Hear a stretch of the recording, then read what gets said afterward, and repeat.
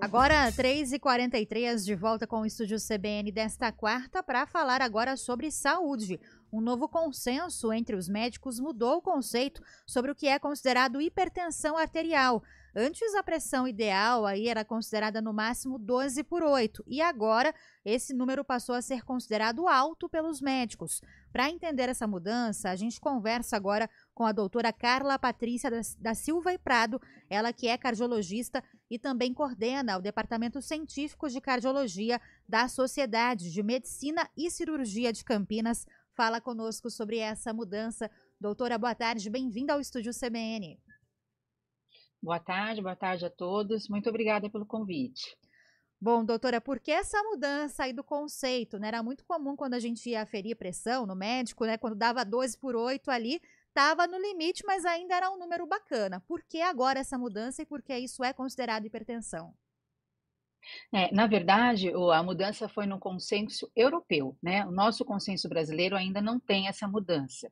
Lógico que os consensos internacionais são avaliados pelos médicos aqui do nosso país, né? E provavelmente também vai haver a mudança no nosso consenso nacional. Mas o que se sabe é o seguinte: a gente tem estudos muito antigos mostrando que os eventos cardiovasculares maiores, que são o infarto, e o acidente vascular cerebral, que é o derrame, eles aumentam na proporção em que o nível da pressão aumenta. Então, a gente sabe que existe um risco maior a partir da pressão sistólica ou máxima de 115 e da diastólica ou mínima de 70, né? No nosso consenso brasileiro, a pressão ideal era a menor que 12/8, mas a gente já considerava pré-hipertensão acima de 121 até 139 e de 81 a 89. E o diagnóstico efetivamente, né, de hipertensão a partir ou igual a 140/90 ou 14/9. O consenso europeu, ele também traz esse valor, né? É considerado na Europa hipertensão a partir de 14/9 ou 140/90, e lá eles consideram o que para nós era pressão pré-hipertensão, lá eles estão chamando hoje de pressão arterial elevada. E aí o que muda, na verdade, é o seguinte: quando nós temos uma pressão elevada, embora ela não seja considerada hipertensão como doença, mas os valores mais elevados, nós precisamos fazer uma estratificação de risco, ou seja, avaliar outras comorbidades que essas pessoas podem apresentar, e nós já estaríamos autorizadas, nos pacientes que têm muitos fatores de risco associados ou outras comorbidades, a iniciar um tratamento, além do tratamento não medicamentoso, mas o tratamento medicamentoso. Veio facilitar um pouquinho, porque na nossa diretriz, nós, a partir do valor de pressão elevada, de hipertensão, nós tínhamos 3 estágios: hipertensão leve, moderada e importante. E agora, a partir de 14, de 140/90, nós temos diagnóstico único de hipertensão, né? Doutora, esse valor que é considerado ideal, ele pode variar de pessoa para pessoa, de acordo com a idade do organismo, ou quando a gente fala das gestantes, por exemplo, tem alguma diferença? Então, essa é uma pergunta bastante comum, né? Não, ela não varia. O valor da pressão ideal, menor que 120/70, menor de 12/7, independente da idade, tá? Em qualquer idade, em qualquer situação clínica. O que vai mudar é como nós vamos abordar alguns pacientes. Então, nos pacientes muito idosos, que aqui no Brasil a gente considera a partir de 80 anos, e na Europa, a partir de 85 anos, a gente tem uma preocupação que quando nós começamos com medicamento, às vezes a pressão pode cair muito abruptamente. Então, nós precisamos ir com um pouquinho mais de cuidado, avaliar melhor, retornos mais curtos para esse paciente, porque às vezes podemos ser um pouco mais agressivos no tratamento medicamentoso. Mas o diagnóstico, ele independe da faixa etária ou da condição clínica, por exemplo, a gestação. O que muda são nas crianças, tá? Crianças e adolescentes, a gente precisa fazer uma avaliação de acordo com o peso e a altura. Nós temos algumas tabelas especiais para crianças e adolescentes, mas os adultos são o mesmo valor. Doutora, e quais são os principais vilões aí para a hipertensão, né? A doença pode ser genética, o problema, como você citou, mas tem outros fatores também que influenciam nesse número? Sim, sim, a hipertensão é uma doença multifatorial, né? Como você já bem falou, Claro, existe sim a genética. Filhos de pais hipertensos, né, pai e mãe hipertensos têm uma chance de 50% de se tornar hipertenso no futuro, mas a exposição aos fatores de risco, bem conhecidos de toda a população, também são importantes. Então, o excesso de consumo de alimentos ricos em sal, né, então a gente está falando aí dos alimentos ultraprocessados, processados, a própria adição do sal, né, o alimento já preparado, que a gente sabe aí que o brasileiro tem um consumo médio de cloreto de sódio de 12 a 15 gramas, né, quando o ideal é no máximo de 5 gramas, né? Então, esses estudos estão bem determinados. O fato da gente ser mais sedentário, né, praticar pouca atividade física, está ligado ao aparecimento de pressão alta, o excesso de peso, então a obesidade é um fator importante, o uso do cigarro, e do tabaco em geral, e aqui eu aproveito para dizer o quão nós estamos com problemas nos jovens aí com excesso do uso de vape, né, do cigarro eletrônico, provocando uma série de problemas, inclusive aumento da pressão arterial em indivíduos muito jovens, que às vezes poderiam até no futuro serem hipertensos, mas a gente está adiantando essa doença, né?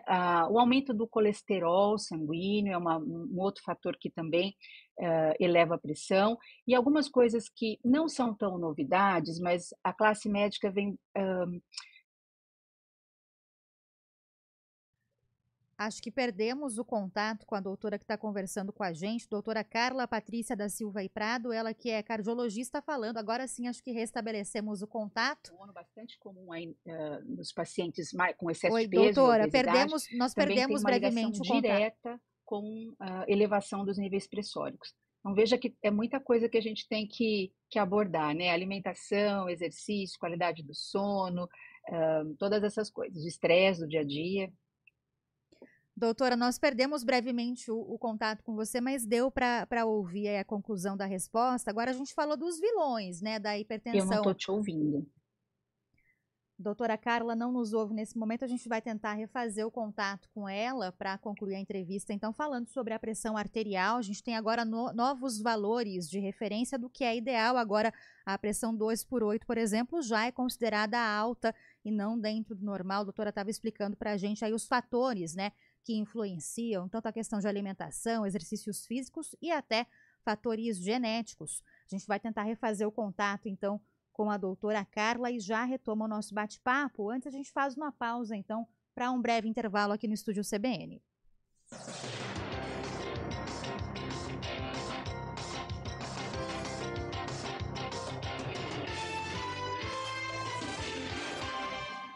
Aluguel de Munks, guindaste. Agosto é o mês mais crítico do período de estiagem, com mais riscos de queimadas. O ar está seco há meses e os ventos ajudam a espalhar o fogo. Por isso, redobre os cuidados. Não descarte lixo em lugares impróprios nem ponha fogo nele. Jamais limpe terrenos com fogo e tenha atenção com as bitucas de cigarro. Com a cooperação de todos, evitamos tragédias. Ligue para o 193 e ajude a evitar que o fogo se espalhe. Preserve a vida. Uma iniciativa IPTV. O Hemocentro da Unicamp está enfrentando um momento crítico. Nosso estoque de sangue está perigosamente baixo e precisamos da sua ajuda. Diante dessa emergência, fazemos um apelo urgente. Doe sangue. Visite o Hemocentro da Unicamp ou um dos postos de coleta do Hospital Mário Gatti, Hospital Estadual de Sumaré e no Hemonúcleo de Piracicaba. Mais informações, ligue 0800 722 8432 ou acesse hemocentro.unicamp.br. Doe sangue é urgente. O processo é rápido, seguro e vai ajudar a salvar muitas vidas. Iniciativa EPTV. A cada ano que passa, o aquecimento global muda o ciclo da água em todo o planeta. Os períodos de seca têm se tornado cada vez mais frequentes e nossa conscientização é fundamental para que a situação não se torne insustentável. Vamos cuidar da nossa água. Ela é o recurso mais valioso que temos. Tome banho mais curtos e feche o chuveiro sempre que possível. Desligue a torneira ao escovar os dentes. Não desperdice água lavando calçadas. Cada gota é importante e faz a diferença. Soltar pipa é uma brincadeira divertida, mas pode oferecer riscos. Por isso, atenção! Escolha um local aberto e longe de rodovias, avenidas e fios para evitar acidentes e choques elétricos. Pipa em dias nublados? Nem pensar. E nunca use linha com cerol. Isso é proibido e pode causar ferimentos graves. Divirta-se com responsabilidade. Uma iniciativa IPTV. Agora, 3 horas e 53 minutos, a gente retoma aqui o nosso bate-papo com a cardiologista Carla Patrícia da Silva e Prado, que fala conosco sobre hipertensão. Houve mudanças, né, nos valores aí que são considerados ideais. E, doutora, para a gente encerrar, a gente falou dos vilões aqui, né, antes do intervalo da hipertensão, mas como contribuir para manter uma pressão arterial saudável? O que pode ajudar, né, a evitar esse problema? Muito bem. Então, o que a gente tem que fazer, todos nós, para que ela não apareça, e se ela aparecer, a gente consiga controlar os valores dentro do ideal, é manter uma alimentação saudável, rica em alimentos in natura, pouco processados, né? Pouca quantidade de sal, não é proibido sal, mas a gente controlar a quantidade de sal, ingerir pouca bebida alcoólica, se possível, nada dela, não fumar em hipótese alguma, e para quem está fumando, parar imediatamente de fumar. Praticar atividade física, claro que precisa de uma avaliação para saber qual tipo de exercício pode ser feito, a segurança que ele pode ser feito, mas após uma avaliação com o médico clínico geral é possível liberar, né? Atividades físicas corriqueiras aí que a gente pode fazer, então, em vez de subir uma escada, né, um elevador, a gente usar uma escada, descer 2 pontos antes e caminhar até o trabalho, até a escola, para que se a gente não tenha condições de estar numa academia, a gente consiga se manter ativo.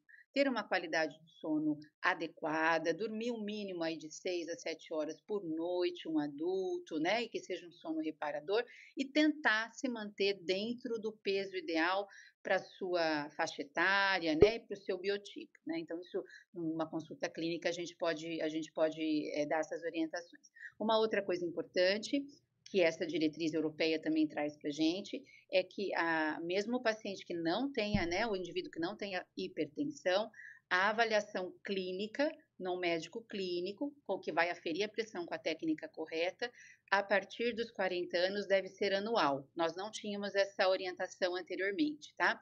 E nos pacientes menores de 40 anos que estejam fora do peso, sejam sedentários, elas também têm que ser anual, tem que passar num clínico geral anualmente.